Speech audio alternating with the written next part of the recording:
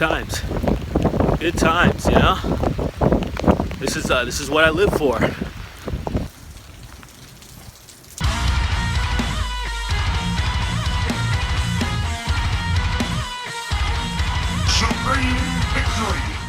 Here in my garage, just bought this new Honda CR-V here. It's fun to drive in the rain and crash and die. Hillary Clinton. I will be voting for Hillary Clinton. Hey, what's going on, everyone? So if you're wondering why I'm in a garage, it's because a lot of shit happened prior to me being here.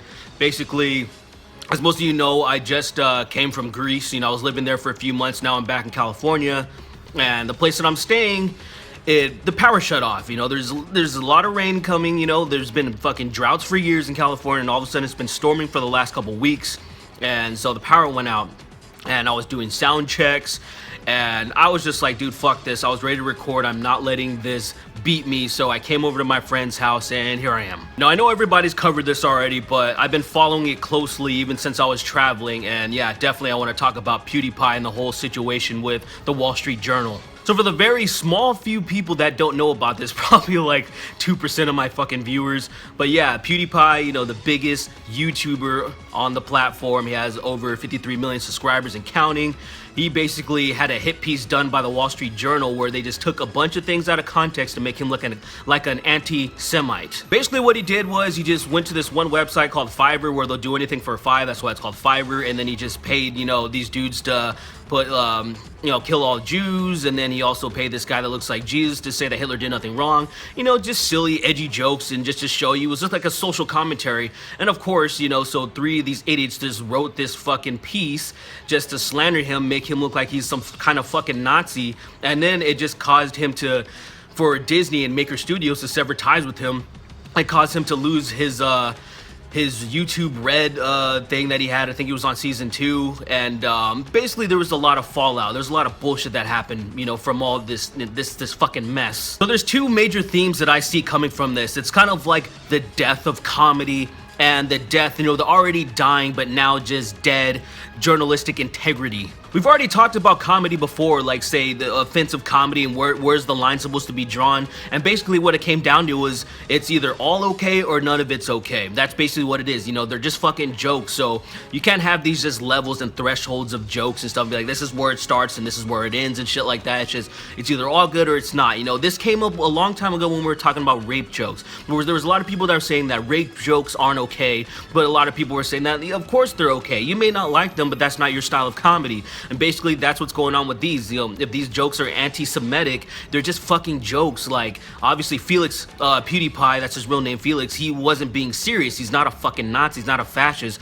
And unfortunately a lot of people think he is just because the Wall Street fucking Journal, these pieces of garbage, just wanted to paint a story and get their narrative out there, and there it is. So I can talk about all that bullshit for a long time, but I want to stick to my main point, the lack of journalistic integrity. Back in the day, journalists were something to marvel at. They did a lot of great things. They would make and break stories, and they would just bring a lot of stuff out. One thing that I always think about is like, say, Vietnam. When people started covering Vietnam and the war and stuff and seeing how horrific it was, and it really just showed people like just how war really is, that war is hell. You know, this was because of journalists.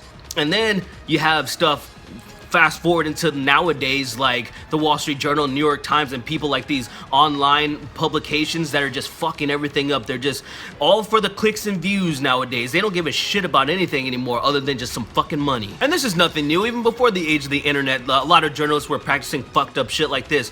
Remember when, like, say the media was really hyping up the East Coast West Coast beef and hip hop, you know, between like Tupac and Biggie and people like that? And it got a lot of fucking people killed. It did not matter to them as long as they got their fucking payouts, you know? And this is goddamn fucking despicable. The only thing that's changed is that people like PewDiePie threaten their existence.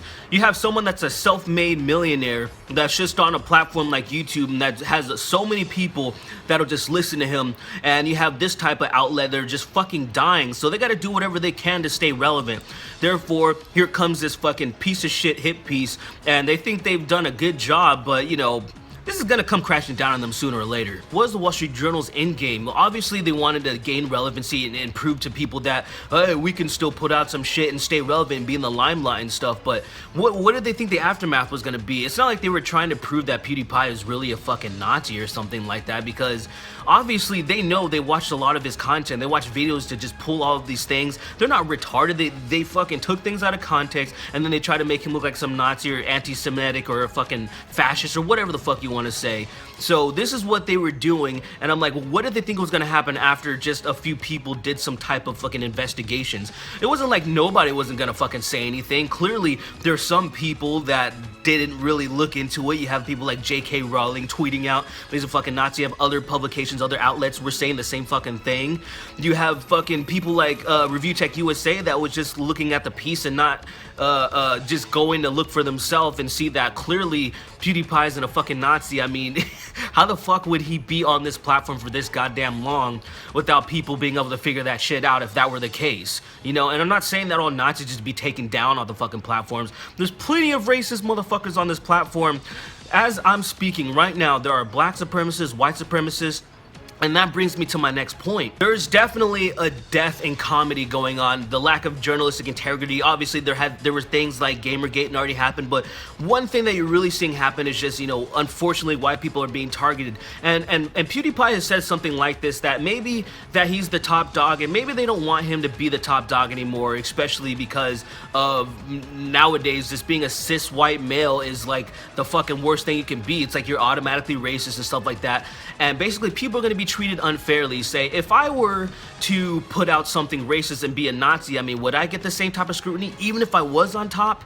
You know what I'm saying? Or if I was just like, say, putting out some black supremacist rhetoric, would I still get the same scrutiny? Or would people be trying to make excuses for me? Would people be trying to make excuses? And I'm not saying, obviously, PewDiePie wasn't doing that. He was just making some fucking jokes and doing social experiments. But let's just say he really was being racist. Would he have been taken down, you know, if he were, like, say, a black man or a person of color?